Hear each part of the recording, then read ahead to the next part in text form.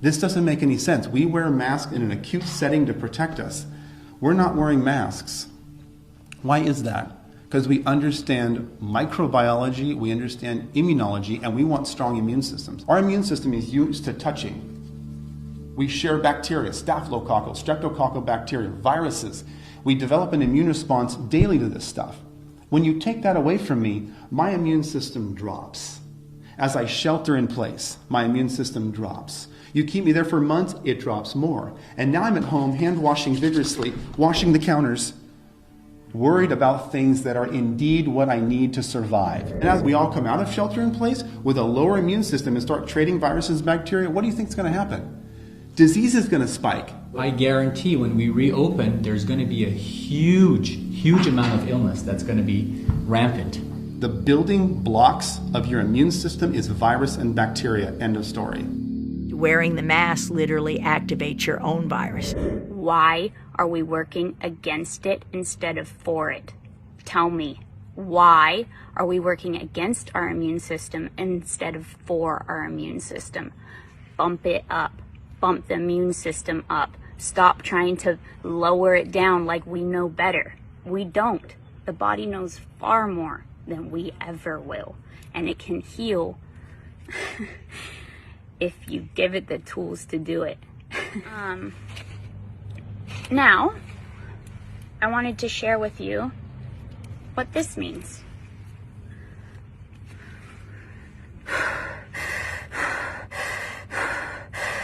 When you go out in public and you wear this at all hours of day that you're outside, you are doing your body a disservice. You are creating an acidotic state of your blood. You are creating a pH imbalance. It is crucial to health to have a balance of pH in your bloodstream at all times. Why would you want to disrupt that? You're not only breathing in your own bacteria, flora, the whole time because you're not getting fresh air, you're hurting your body by breathing in your own CO2 for long lengths of time.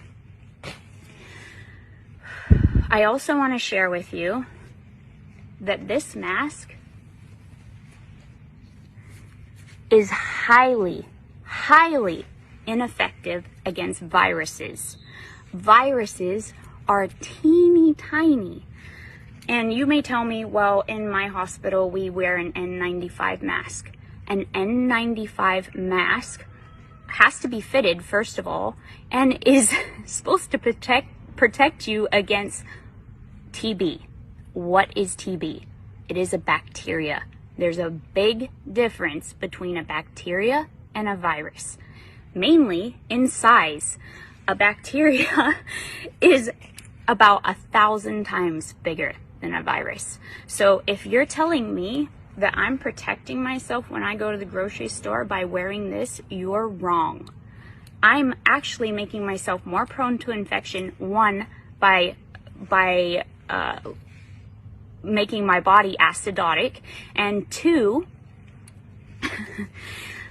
when you have one of these on, you touch your face more often.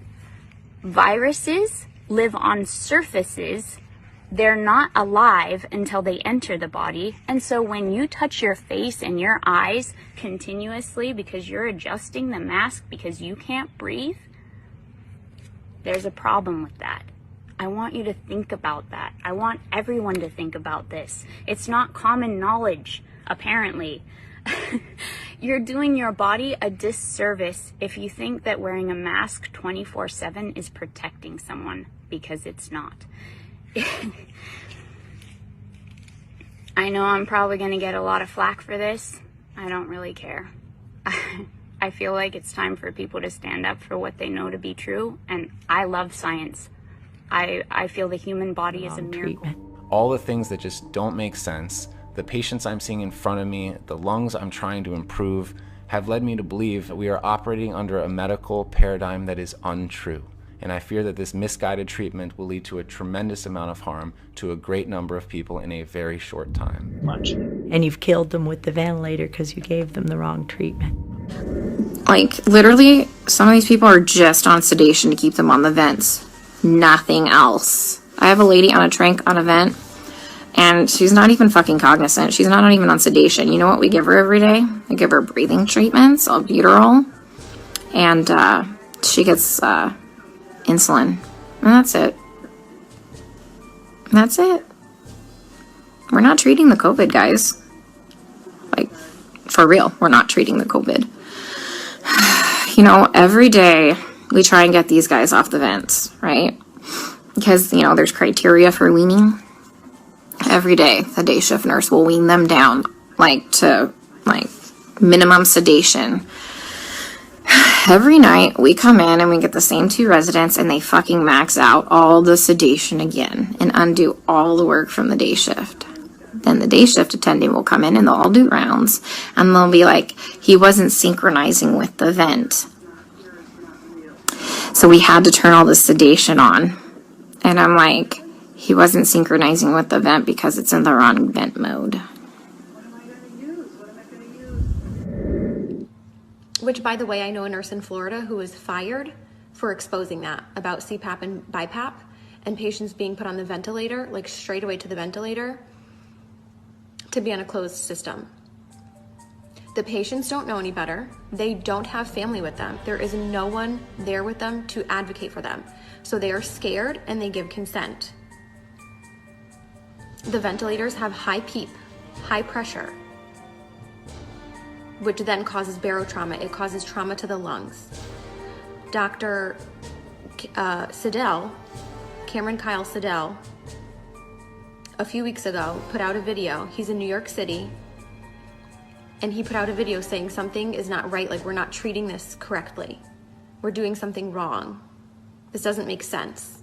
They pulled his video from YouTube and they took him out of ICU because they couldn't have one doctor going against the grain, going against their protocol. This is not because we're actively trying to harm our patients.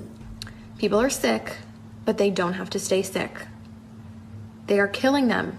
They are not helping them.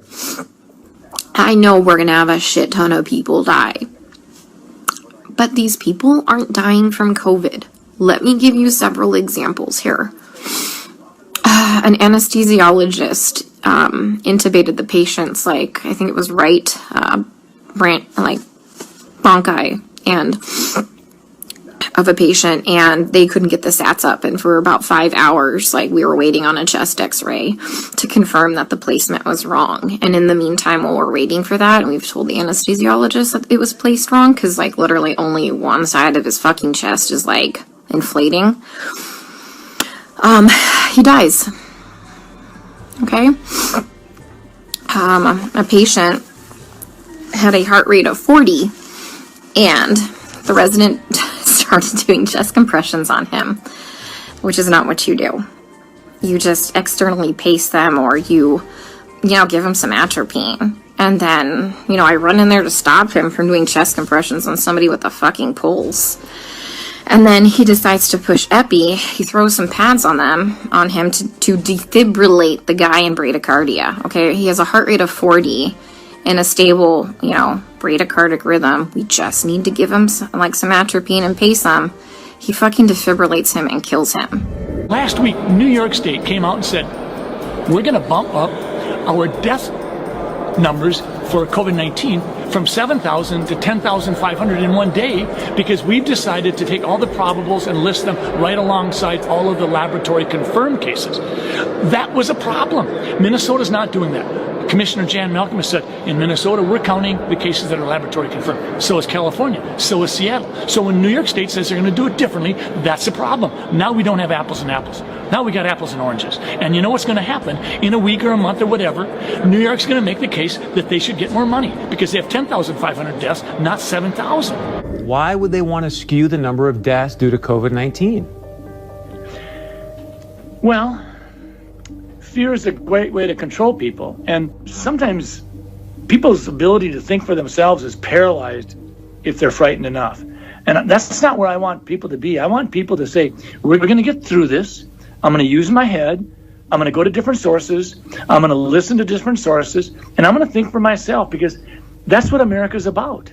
If someone dies with COVID-19, we are counting that as a COVID-19 death. We know that we haven't infected enough of the population with this virus. We haven't infected enough of the population with this virus. The idea that we are now a few days away from a new administration, given, as you heard from the introduction, that I have been around for a while and have had the opportunity of serving in 5 administrations, I thought I would bring that perspective to the topic today, is the issue of pandemic preparedness. And if there's one message that I want to leave with you today, is that there is no question that there will be a surprise outbreak. The thing we're extraordinarily confident about is that we are going to see this in the next few years. Thank you.